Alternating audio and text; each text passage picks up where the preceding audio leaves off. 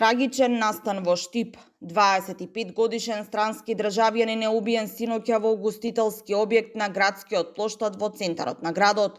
Со неколку прострелни рани тој бил донесен во клиничката болница, каде иако лекарите се обиделе да го реанимираат, сепак не успеале, потврдуваат од болницата.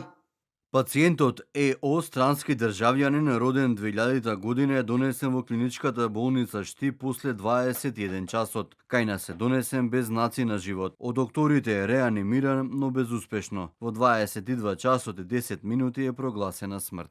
Веднаш по убиството сторителот побегнала, а потрагата по осомничениот почнала веднаш, со што набрагу потоа на наплатна рампа бил уапсен.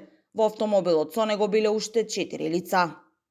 По превземени мерки и активности, при што бил употребен и дрон, во близина на наплатната рампа Миладиновци, полициски службеници од слобода ги лишиле КК од Република Турција, за кој постои сомнение дека е сторител на делото, како и АХ, ТМ, ОМ и АО, сите од Република Турција, поради сомнение дека му помогнале на КК да побегне од местото.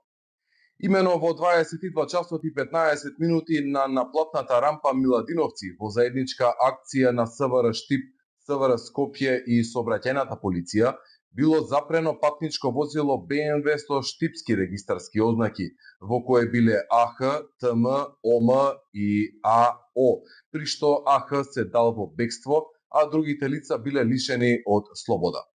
Набргу по превземени мерки, тој и сторителот КК биле пронајдени и лишени од слобода. Сите лица биле задржани во полициска станица и по целосно документирање на случајот во координација со јавен обвинител, против нив ќе бидат поднесени соодветни пријави, додаваат од МВР. Јавен обвинител од основното јавно обвинителство Штип ноќеска вршеше увид на локација во кафе-бар, каде едно лице беше лишено од живот со истрели од огнено оружје.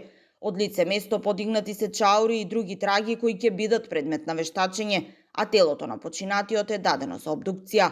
Обезбедени се и прегледани снимки од видеонадзор. Се превземаат и други дејствија за обезбедување докази, а увидните дејствија на локацијата ќе продолжат и денеска.